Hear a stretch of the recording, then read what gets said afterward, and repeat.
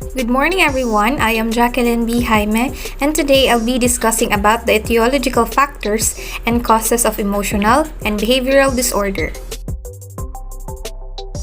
Emotional and behavioral disorder are specific mental health disorder that causes extreme difficulties with both emotions and behaviors. They affect a child's functioning in most of all areas of their life. Emotional and behavioral disorder, we can call as E or BD, make it difficult for a child to regulate emotions and make appropriate behavior choices in a wide variety of situations.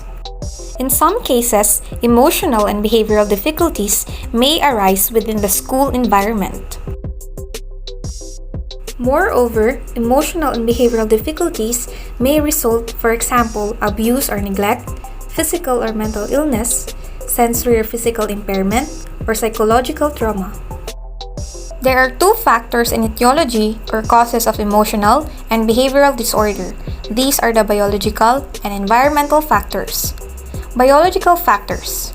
Authority believes that all children are born with a biologically determined temperament. The traits of temperament are mostly innate traits that we are born with, although they can be influenced by individuals, family, culture, or their experiences. Scientists estimate that 20 to 60% of temperament is determined by genetics. Temperament, however, does not have a clear pattern of inheritance and are not specific genes that confer specific temperamental traits. A person's temperament style plays a role in how they behave and how they interact with other people within their world. Environmental factors. Environmental factors with a bearing on vulnerability operate both family and community levels. Contributory factors include material deprivation, poor parental health, low parental education, family stress, exposure to intimate partner violence, neighborhood deprivation, or post-school environment. Home and family influences. Home is the first environment of a child since birth. The emotional environment they see and feel around them will shape their personality. The bond your child shares with you will help them understand and learn how to express their love and fears. The relationship that a child has with the parents during their early years is critical to the way he learns to behave. Frequent parental involvement in providing for the child's physical and psychological needs is a significant factor in developing a healthy self-concept. Parents are a child's first teachers, and young minds learn by example. So, if you have frequent arguments with your spouse or stay in a chaotic household, then it may adversely affect your child's learning behavior. A positive home environment is the foundation for healthy brain development. Children's surroundings have a huge impact on their well-being. A healthy and safe home is essential for a child to grow, learn, and explore, while a problematic home environment can have detrimental effects on a child's intellectual, social, and emotional development. Research has shown that a negative home environment during the early years of life can lead to impaired development, including poor language skills, behavioral problems, and deficit in school readiness. School influence. The school environmental factors are the internal conditions of the school that influences students' academic performance. These are the school climate, facilities, resources, and also their teachers and co-classmates that influence students' academic performance. School has a huge role or impact on students' behavior as they spend most of their time on it rather than at home. It is where they meet different people with different personalities that may influence their behavior. Students who study in a positive learning environment have been shown to be more motivated, engaged, and have a higher overall learning ability. On the other hand, students who study in a chaotic learning environment have shown to be more unmotivated and tend to fail in academics. The child's behavior pattern learned in school is a composite of behavior and attitudes learned at home that interact with his or her experiences with different teachers and classmates. The cause of emotional and behavioral disorders are related to predisposing, precipitating, and sustaining factors in the occurrence of the said behavior. Predisposing factors refers to the tendencies and risk to develop emotional disturbances. Example are physical illness or disabilities, shyness, hyperactive behavior, for that may come about as a result of heredity or emotionally dysfunctional home environments. On the other hand, precipitating factors refer to specific incidents that may trigger the display of emotional disturbances. Examples are separation of parent, death in the family, abandonment, and other crisis situations. The characteristics of children and youth with emotional and behavioral disorders.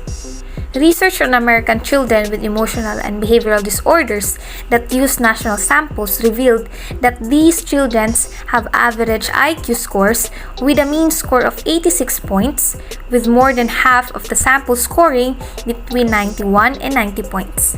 In another study, Cullinan et al. 1992 concluded that the highest mean score of 92.6 was achieved by these children because they attended regular classes and received special education services.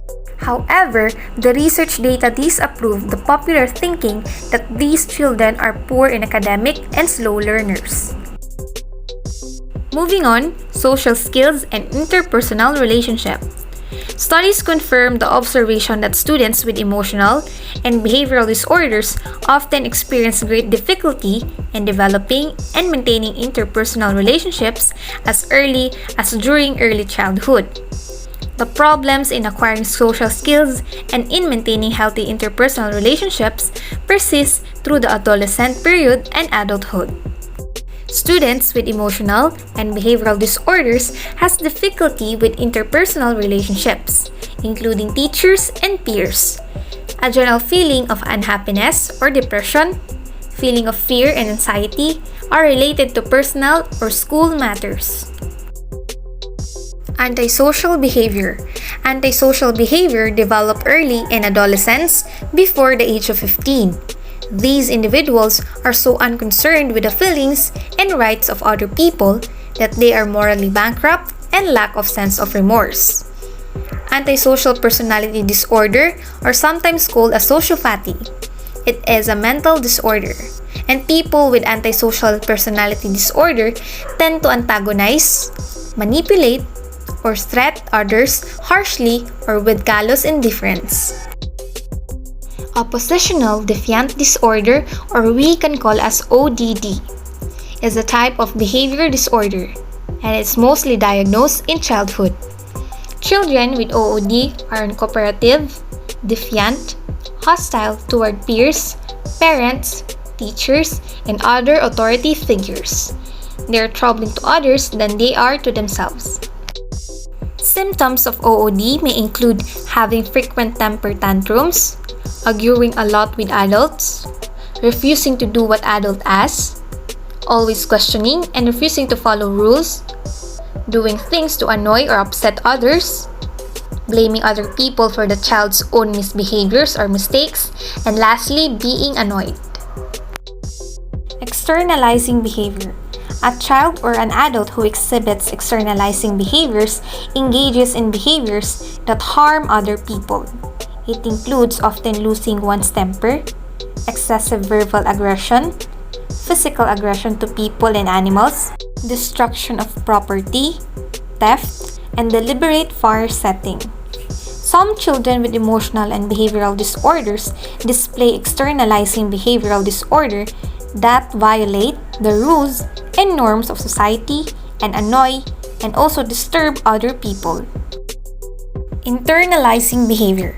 Internalizing behavior is inner-directed behavior and usually the result of negative emotions. Internalizing behaviors are actions that direct problematic energy toward the self. In other words, a person who shows internalizing behaviors does things that harm himself.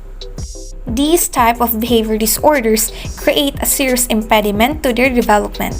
They manifest withdrawn behavior, lack social skills, often daydream, tend to be fear of things and events without reason, and may experience serious doubts of depression. Internalizing behavioral disorder involve mental or emotional conflicts that may go unnoticed.